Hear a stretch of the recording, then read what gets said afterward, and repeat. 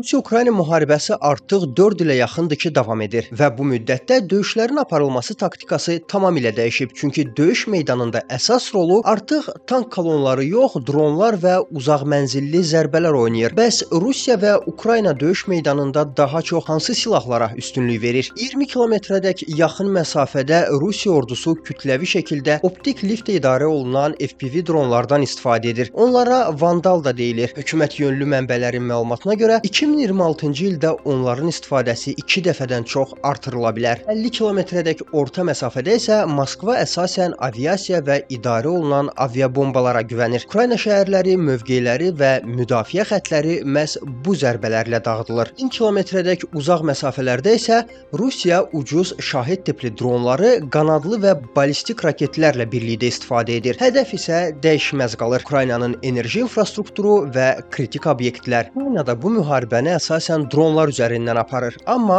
fərqli yanaşma ilə. Ön xəttdə Ukrayna ordusu daha ucuz radio idarə olunan FPV dronlardan istifadə edir. Ukrayna tərəfinin qiymətləndirməsinə görə 2025-ci ildə Rusiya ordusunun verdiyi itkilərin böyük hissəsi məhz bu dronların payına düşüb. Orta məsafələrdə isə Kiyevin problemləri hələ də qalmaqdadır. Artilleriya mərmiləri, idarə olunan bombalar, ümumilikdə qərb silahlarının çatışmazlığı özünü açıq şəkildə biruzə verir və proqnozlara görə Ukraynanın bu problemi 2026-cı ildə də tam həll olunmayacaq. Amma uzaq mənzilli zərbələrdə Ukrayna imkanlarını tədricən artırır. Söhbət Ukraynanın öz istehsalı olan uzaq mənzilli dronlardan və qanadlı raketlərdən gedir. Qərb tərəfdaşlarının, xüsusilə də Almaniyanın Ukrayna PUA istehsalına 100 milyonlarla avro yatırması fonunda Kiyev Rusiyanın dərinliyindəki neft emalı zavodlarını və hərbi infrastrukturu daha tez-tez hədəfə almağı planlaşdırır. Görünən isə odur ki, Rusiya-Ukrayna müharibəsində 2026-cı ildə qırılma nöqtəsi baş verə bilər. Amma hər hansı danışıqlarla yox, məhz döyüş meydanında tətbiq olunacaq